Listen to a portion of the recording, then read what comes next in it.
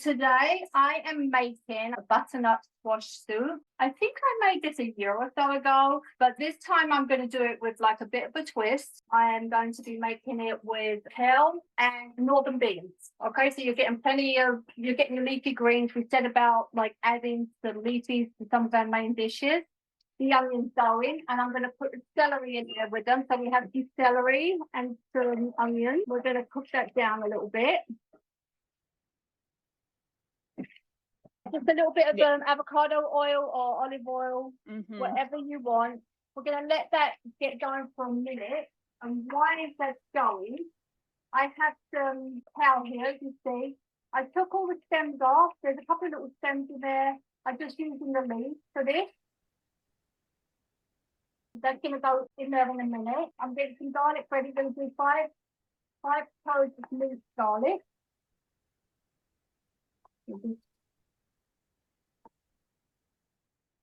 Put that in. Right, this does require cream at the end, this recipe, but I didn't put the cream in. What I did, I blended some of the butternut squash. It's a really good alternative because it gives you the texture. So you're still getting that creamy taste without using it. And if you are vegan and you don't want it, you can also make a cashew cream. Soak your cashews and then blend them and then put them through a sieve, and that can be your cream if you don't want to use the milk. So I have some fresh thyme here. I'm going to break some off and put some stems in there. I'll use that as a stem.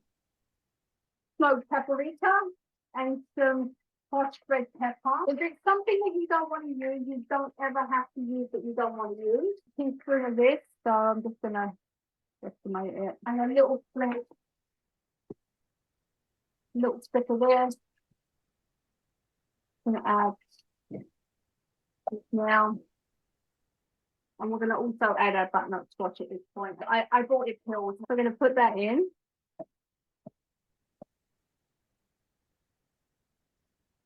Now you can really start to smell it. I'm going to put some salt and pepper in, some pepper, some salt.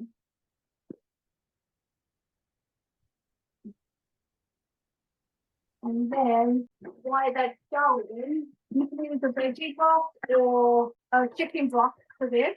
We have some fresh sage here from this little roll. Sage goes so well with those sort of squash, that kind of thing. We can put some, and then we'll put more of that at the end of it. And this thing is really actually tasty with like pumpkin seeds at the end. I'm going to add some water to this as well. We're going to bring that to a boil and then simmer until the squash is nice and soft. There's a couple about the same amount of water. Right, so we're going to let that go. And once that's boiled and that's soft, I'm going to add the beans, heat up again, and then I'm going to blend it. After you blend it, you get like almost creamy. Rather than adding the cream, texture totally changes there. Yeah. Once you've blended it, you can add your kale, just bring it like a little bit more to the boil, add your salt and pepper to see your preference. If you need, you can always add, never take away. Exactly. All right, so I'm going to put the lid on that and let that go for a minute, and then I will show you what it looks like at the end. Here is your beautiful soup. You can add a little bit of palm cheese. That's so pretty. With sage. And you can put pumpkin seeds, and I do have pumpkin seeds, but I didn't toast them, so I'm just going to leave it at that. There's your butternut squash soup with the kale, so you get your leafy greens. Pears, they're in season at the moment. They're so delicious. They've got different coloured pears. And the water of the week is pear and mint.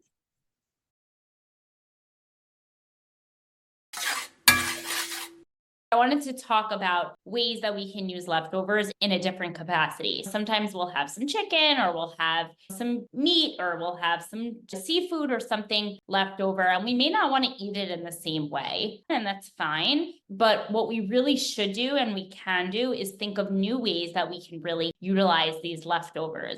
And I'm always thinking about ways that I can reuse leftovers, because A, we don't want to waste food, right? And B, sometimes we're bored. I just ate this for dinner last night. I don't want to eat it the same way for lunch. I'm fine to have that particular protein or that particular grain or vegetable, however it is, in my dinner. My husband has been my biggest inspiration for ways to utilize leftovers, because he is like phenomenal at making up new ways to use them. And I feel like it's really gotten my creative juices flowing a bit. So this morning I said to myself, well, last night actually, I knew what I was making for dinner. I knew I would have leftovers.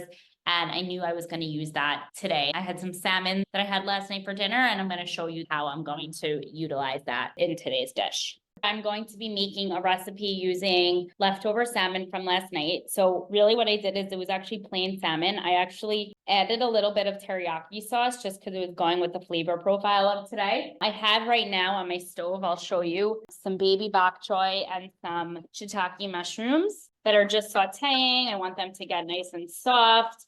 And those are going to be our vegetables for our little stir fry that we're making. We're making an udon noodle stir fry. They don't have like a ton of nutritional value. They're definitely okay. And as I always like to say, I like to make things a little bit more nutrient dense. And that's really what we're doing here. We're adding vegetables, we're adding protein, and it's going to be really delicious.